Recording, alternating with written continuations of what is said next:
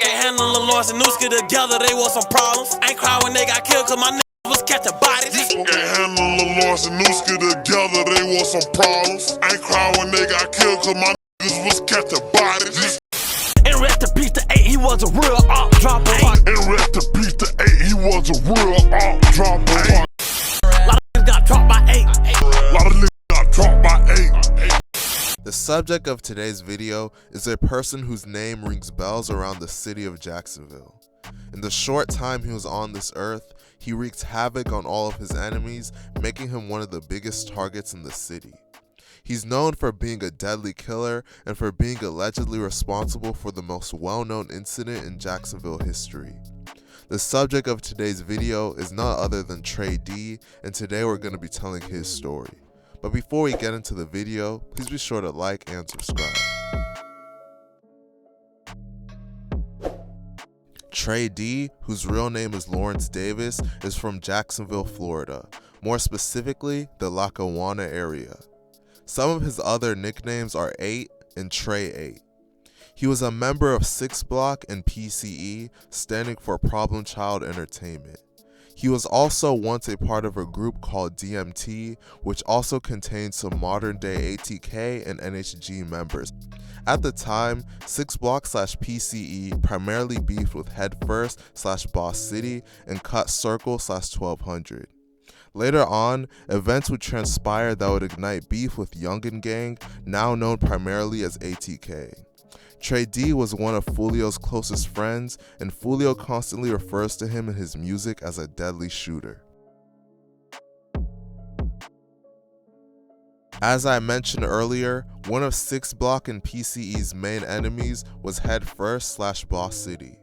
On November 3rd, 2015, Headfirst /BossCity members Amp and Bando and 3 others were hanging out on Ellis Street near King Road next to a ditch.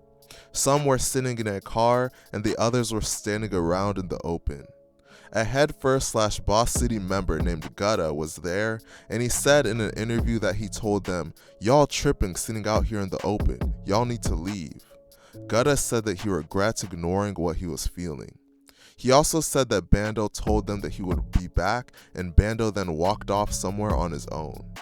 About 15 minutes later, a loud tire screech could be heard as a red Toyota Corolla with a blue passenger door pulled up and opened fire on all 5 of the people hanging out outside.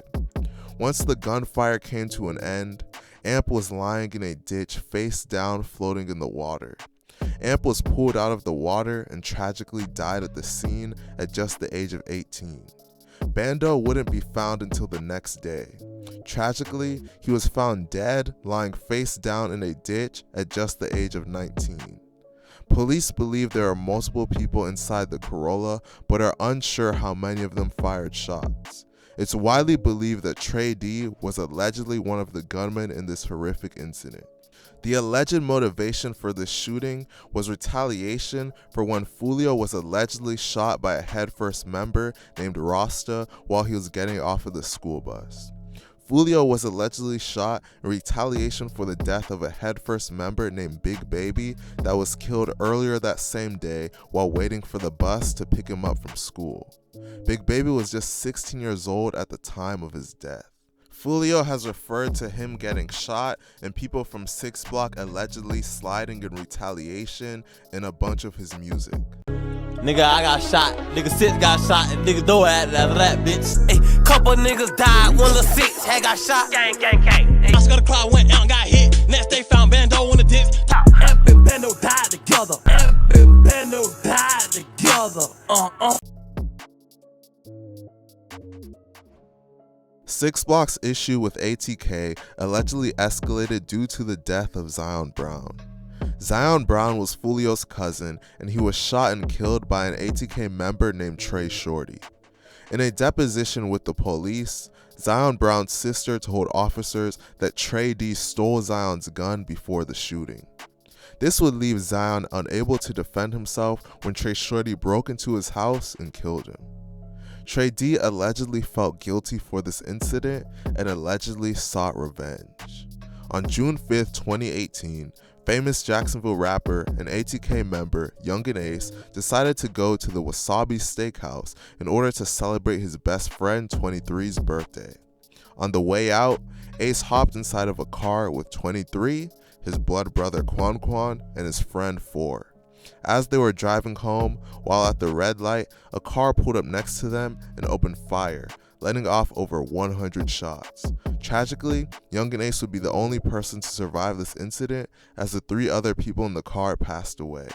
It's rumored that there were 2 or 3 gunmen responsible for this shooting, and it's widely believed across the city of Jacksonville that Trey D was allegedly one of the shooters.